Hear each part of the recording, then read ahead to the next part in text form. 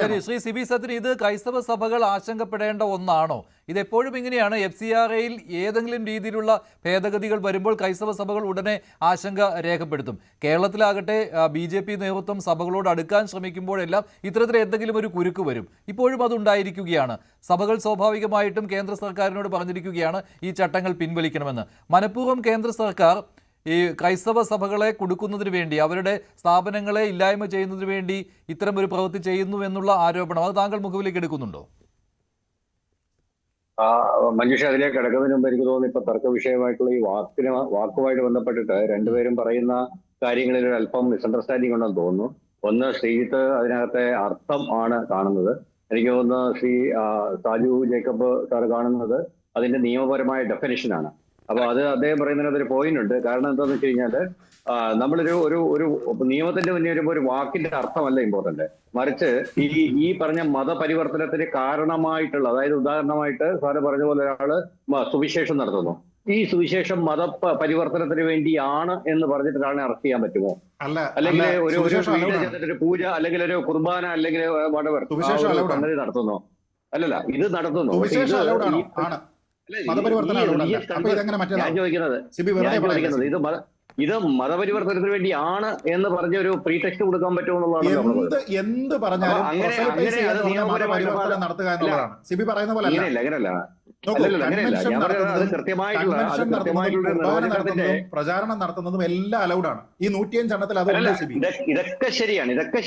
പക്ഷേ ഞാൻ ചോദിക്കുന്നത് ഇതിനു വേണ്ടിയിട്ടാണ്, പരിവർത്തനത്തിന് വേണ്ടിയിട്ടാണ് എന്ന് പറഞ്ഞിട്ട് സംഭവം കൊണ്ടത് ഡിഫൈൻ ചെയ്ത് ഇതിനെ കൃത്യമായിട്ട് ഡിഫൈൻ ചെയ്തിട്ടില്ല എന്ന് പറയുമ്പോഴും ഈ ഓരോ കാര്യത്തിലും ഈ 5 വിഭാഗങ്ങളിലായിട്ടാണല്ലോ ഇങ്ങനെ വിദേശ ഫണ്ട് സ്വീകരിക്കാൻ പറ്റുന്നത്. അതിൽ തന്നെ അതിനെ സബ് ഡിവൈഡ് ചെയ്ത് 105 വരെ വന്നിട്ടുണ്ട്. അതിലാണ് നേരത്തെ ശ്രീജിത്ത് വായിച്ചതിൽ ഉള്ളത്. മതപരമായ തത്വശാസ്ത്രം, ആശയങ്ങൾ, മതചരിത്രം എന്നിവയുടെ പഠനവും സംരക്ഷണവും എന്നൊരു പ്രധാനപ്പെട്ട ഭാഗമുണ്ട്. മതപരമായ തത്വശാസ്ത്രം, ആശയം, മതചരിത്രം എന്നിവയുടെ പഠനവും സംരക്ഷണവും അതിൽ വന്നിട്ടുണ്ട്. വിശുദ്ധ ലിഖിതങ്ങളുടെ സംരക്ഷണം, അച്ചടി, പരിഭാഷ, ഡിജിറ്റലൈസേഷൻ, ഇതെല്ലാം അതിനകത്ത് വന്നിട്ടുണ്ട്. മതവിദ്യാഭ്യാസ പരിപാടികൾ, ധാർമ്മിക ഉപദേശങ്ങൾ, പ്രഭാഷണങ്ങൾ, ധ്യാനം എന്നിവ സംഘടിപ്പിക്കൽ, ഇതെല്ലാം അലൗഡാണ്, ഇതെല്ലാം അനുവദിച്ചിട്ടുള്ളതാണ്. മഞ്ജുഷേ, നമ്മളിതിനകത്ത് ബേസിക് ആയിട്ട് കിടന്നു വരുമ്പോൾ എന്നോട് ചോദിച്ച ചോദ്യത്തിന് ഞാൻ കൃത്യമായിട്ട് ഉത്തരം പറഞ്ഞുതരാം. അതായത് നമുക്ക് ഇന്ത്യയിൽ ഏതാണ്ട് 16,000 NGO-കളാണ് ഈ പറഞ്ഞ FCRAയുടെ അടിയിൽ രജിസ്റ്റേർഡ് ആയിട്ടുള്ളത്. FCRA അനുസരിച്ച് വിദേശത്ത് നിന്ന് ഫണ്ട് സ്വീകരിക്കാൻ കഴിവുള്ള, അതിന് എലിജിബിൾ ആയിട്ടുള്ള 16,000 NGO-സ് ഉണ്ട്. ഇവരെല്ലാം കൂടിയിട്ട് ഏതാണ്ട് 2024-25 സാമ്പത്തിക വർഷത്തിൽ മൊത്തം ഇവർക്ക് കിട്ടിയിട്ടുള്ള എമൗണ്ട് എന്ന് പറയുന്നത് ഏതാണ്ട് 23,000 കോടി വരെയാണ്. കൃത്യമായൊരു കണക്ക് പറയുന്നില്ല. 19,000 കോടി മുതൽ 23,000 കോടി വരെ എന്ന് പറയുന്നുണ്ട്. ഇതിനകത്ത് തന്നെ ഏതാണ്ട് ഏറ്റവും ടോപ്പായിട്ടുള്ള 100 NGO-കളാണ് ഇതിന്റെ 60% വാങ്ങിച്ചിരിക്കുന്നത്. അതായത് 15,000 കോടിയോളം രൂപ 100 സംഘടനകൾക്കായിട്ടാണ് വന്നിട്ടുള്ളത്. അപ്പൊ നമുക്ക് ശരിക്കും പറഞ്ഞു കഴിഞ്ഞാൽ ഇത് ഇത്രയും കൺഫ്യൂഷന്റെ കാര്യമൊന്നുമില്ല. ഇതിനകത്ത് മതസംഘടനകളുണ്ട്, മതമില്ലാത്ത സംഘടനകളുണ്ട്.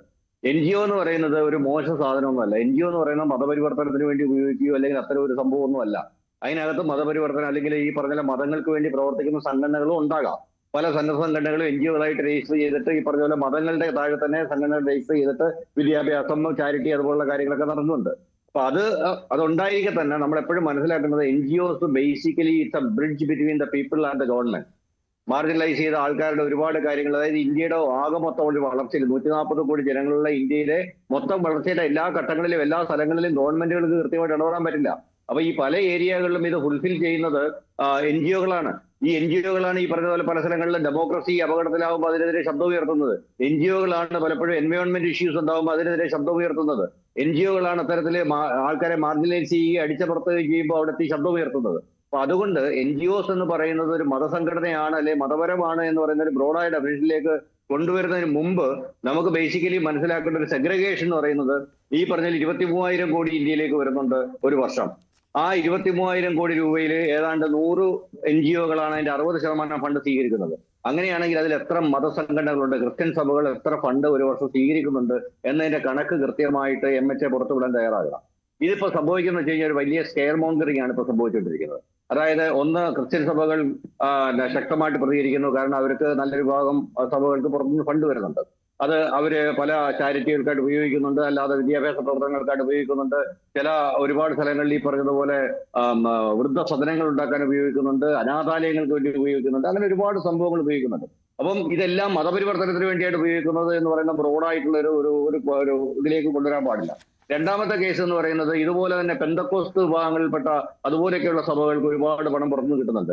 അതിനകത്ത് ആൾക്കാർ വ്യക്തിപരമായിട്ട് പൈസ ഉണ്ടാക്കുന്നുണ്ട്. ഒരുപാട് പാസ്റ്റർമാർ കോടിക്കണക്കിന് രൂപ ചെലവഴിച്ച് ഇന്ത്യയിൽ അങ്ങോളം ഇങ്ങോളം ഭൂമി ശരിയാണ് വാങ്ങിക്കുന്നുണ്ട്. സിബി. കേരളത്തിൽ പക്ഷേ തന്നെ ഭൂമി ഇതെല്ലാം വാങ്ങിച്ചു കൂട്ടുന്ന ഈ സഭകളുണ്ട്. പറയുന്ന കാര്യങ്ങളെല്ലാം അലൗഡ് ആണ് കേട്ടോ. പക്ഷെ ഇതിനകത്ത് മതപരിവർത്തനത്തിന് വിലക്ക് എന്നുള്ള കാര്യം ഉൾപ്പെടുത്തിയത് കൊണ്ട് ഇത് മൊത്തത്തിൽ ഈ ചട്ടങ്ങളെ വിമർശിക്കണോ എന്നുള്ള കാര്യമാണ്. അങ്ങനെ അതല്ലല്ലോ മഞ്ജുഷ ഇവിടുത്തെ പ്രശ്നം. മതപരിവർത്തനം ഇന്ത്യയിൽ നിയമം മൂലം നിരോധിക്കപ്പെട്ട ഒരു സാധനമാണ്. അതിനകത്ത് FCRA-ക്കകത്ത് അത്ര ഒരു സംഭവം വാക്കേ വരണ്ടായിരുന്നു എന്നാണ് താങ്കൾ ഉദ്ദേശിക്കുന്നത് അല്ലേ? അങ്ങനെ ഒരു വാക്കേ ഞാൻ പറയുന്നത് അല്ലല്ല, ആ വാക്ക് ഒരു വിഷയമേ അല്ല. നമ്മൾ മനസ്സിലാക്കേണ്ടതിന് മൊത്തത്തില് സോഷ്യൽ പക്ഷേ മീഡിയ അക്കൗണ്ട് ആ അടക്കമുള്ള വാക്ക് സ്ക്രൂട്ടിനി ക്രൈസ്തവ സഭകളെ വെക്കുകയും ആശങ്കപ്പെടുത്തുന്നുണ്ട് സിബി. അതുകൊണ്ടാണ് ആ ചർച്ചയാവുന്നത്. വാക്കല്ല ആശങ്കപ്പെടുത്തുന്നതാണ് എനിക്ക് തോന്നുന്നത്. ആ വാക്കല്ല ആശങ്കപ്പെടുത്തുന്നത്, മറിച്ച് ഈ വാക്കിന്റെ പേരിൽ അവർക്ക് ഈ ലൈസൻസ് കട്ട് ചെയ്യാനുള്ള ഒരു സാധ്യതയാണ് ചിലപ്പോൾ അവരെ ആശങ്കപ്പെടുത്തുന്നത്. അല്ലാതെ എനിക്ക് തോന്നുന്നു, കാരണം ഒരു NGO-യുടെ ഡെമോക്രാറ്റിക് റൈറ്റ്സ് നഷ്ടപ്പെടുകയാണ്. സ്വതന്ത്ര സ്വയംഭരണ അവകാശം, അവർക്ക് എന്ത് ചെയ്യണം, ഏത് ചെയ്യണം, എവിടെ പോകണം എന്നുള്ളതെല്ലാം ഇതോടെ തീർന്നു കഴിഞ്ഞിരിക്കുന്നു. അത് മാത്രമാണ് പ്രധാനപ്പെട്ട. അത് ശ്രീത്ത് പറഞ്ഞൊരു വാദമുണ്ട്. അത് കേന്ദ്ര സർക്കാരിനെ അറിയിച്ചത് കൊണ്ട് എന്താണ് കുഴപ്പം, ഉദ്യോഗസ്ഥർ അറിഞ്ഞുകൊണ്ട് എന്താണ് കൂടുതൽ വാർത്തകൾക്ക് News 18 Keralam YouTube channel subscribe ചെയ്യുക.